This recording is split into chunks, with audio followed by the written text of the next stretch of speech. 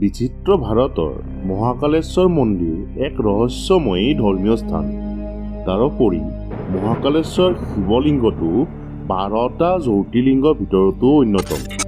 ভাৰতৰ প্ৰতিজন ৰজা তথা সম্ৰাটে এই জ্যোতিৰ্লিংগটোক ভয় কৰে। সেয়া ভাৰত স্বাধীন হোৱাৰ আগৰ কোনো মহাৰাজাই হওক অথবা ভাৰত স্বাধীন হোৱাৰ পিছত হোৱা ভাৰতৰ প্ৰতিজন প্ৰধানমন্ত্ৰীয়ে হওক, সকলোৱে যেন এই মহাকালেশ্বৰ মন্দিৰৰ সন্মুখত নতশিৰ কৰিছে। আনকি মহাকালেশ্বৰৰ মহাকাল নগৰী এন্ধাৰ হোৱাৰ আগতে ভাৰতৰ প্ৰতিজন প্ৰধানে এই ঠাই ত্যাগ কৰে। এনেকুৱা কি আছে এই মন্দিৰটোত আৰু কিহৰ বাবে এই ভয়? কি আছে ইয়াৰ আঁৰত ৰহস্য? তেন্তে পলম নকৰি বলক ভিডিঅ'টো আৰম্ভ কৰোঁ। আমাৰ ৰহস্য চিৰিজৰ এইটো দ্বাদশ খণ্ড। আগৰ খণ্ডকেইটা যদি চোৱা নাই, সোঁফালে ওপৰত লিংকটো দি দিছোঁ, চাব পাৰিব।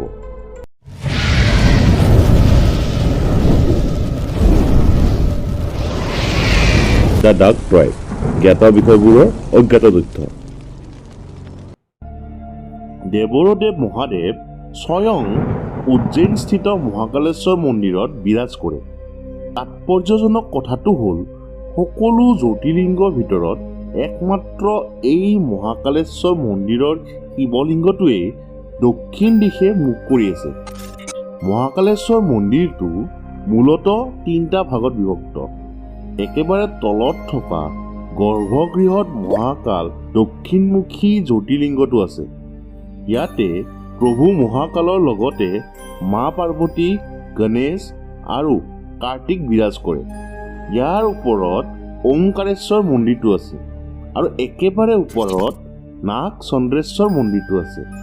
সমগ্ৰ বিশ্বত ভগৱান শিৱৰ এইটোৱেই একমাত্ৰ মহাকালৰূপী প্ৰতিমা আৰু ইয়াতে প্ৰভুক ভস্ম আৰতি আগবঢ়োৱা হয়।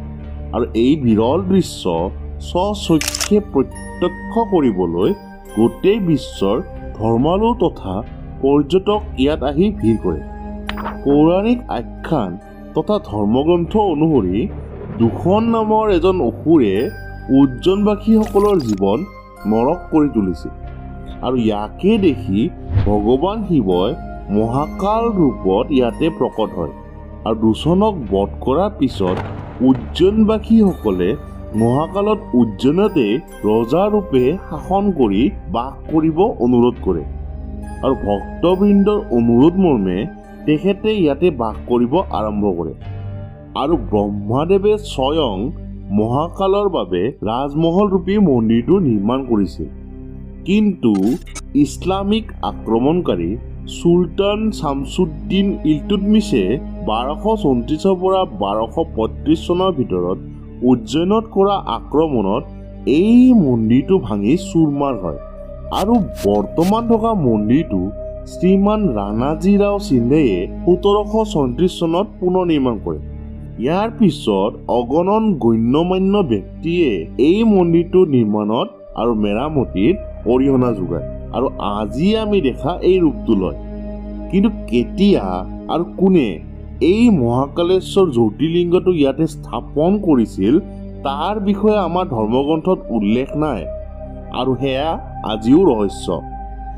মহাকালতকৈ ডাঙৰ শাসক এই ধৰাত আৰু নাই আৰু য'ত মহাকাল সাক্ষাৎ বিৰাজমান তাত অইন ৰজা বা শাসক থাকিবই নোৱাৰে আৰু অন্যহাতে এখন দেশত দুজন ৰজাও থাকিব নোৱাৰে। যিটো ক্ষণৰ পৰা মহাকালে স্বয়ং উজ্জয়িনত ৰজাৰূপে বাস কৰিব লয়, সেই ক্ষণৰ পৰা উজ্জয়িনত কোনো ৰজা নাই। উজ্জয়িনত কেৱল এজনেই শাসক আছে আৰু সেয়া হৈছে স্বয়ং প্ৰভু মহাকাল। আৰু পৌৰাণিক আখ্যান অনুসৰি যদি কোনো ৰজা বা মন্ত্ৰী উজ্জয়িনত নিশা কটায় তেন্তে তেওঁলোক ইয়াৰ পৰা শাস্তিৰ সন্মুখীন হ'ব লাগিব। শাস্তিস্বৰূপে হয়তো তেওঁৰ মৃত্যু অথবা ৰাজপাট ধ্বংস হ'ব। ইয়াৰে কেইবাটাও জ্বলন্ত উদাহৰণ আছে। উদাহৰণস্বৰূপে ভাৰতৰ চতুৰ্থ প্ৰধানমন্ত্ৰী মোৰাৰজী দেশাইয়ে 1969 চনৰ 23 জানুৱাৰী তাৰিখে মহাকালেশ্বৰ মন্দিৰত পূজা অৰ্চনা কৰি নিশা উজ্জয়িনতে অতিবাহিত কৰিছিল। আৰু আশ্চৰ্যজনকভাৱে ঠিক ইয়াৰ পিছদিনাই অৰ্থাৎ ২৪ জানুৱাৰী তাৰিখে তেওঁৰ চৰকাৰৰ পতন ঘটে। আৰু এটি জ্বলন্ত উদাহৰণ আপোনালোকৰ আগত আগবঢ়াইছোঁ। উজ্জয়নত এক ৰাতি কটোৱাৰ শাস্তি হিচাপে কৰ্ণাটকৰ মুখ্যমন্ত্ৰী YS য়েডিয়ুৰাপ্পাই উজ্জয়নৰ পৰা যোৱাৰ ২০ দিনৰ ভিতৰতে পদত্যাগ কৰিব লগাত পৰিছিল। ৰজা বিক্ৰমাদিত্যৰ পিছৰ পৰাই কোনো ৰজাই উজ্জয়নত নিশা কটোৱা নাই। আৰু যিসকল ৰজাই নিশা কটাইছিল তেওঁলোকে নিজৰ অনুভৱ ব্যক্ত কৰিবলৈ জীয়াইও নাই। আৰু এই কাৰণতে আজি পৰ্যন্ত ভাৰত চৰকাৰৰ কোনো মন্ত্ৰী ইয়াত নিশা অতিবাহিত নকৰে। আপুনি এয়া কি বুলি ভাবে? এক সংযোগ নে মহাদেৱৰ কালৰূপী মহাকালেশ্বৰৰ শাসনত থকা অঘোষিত এক নিয়ম? আমাক তলত কমেণ্ট কৰি জনাবচোন।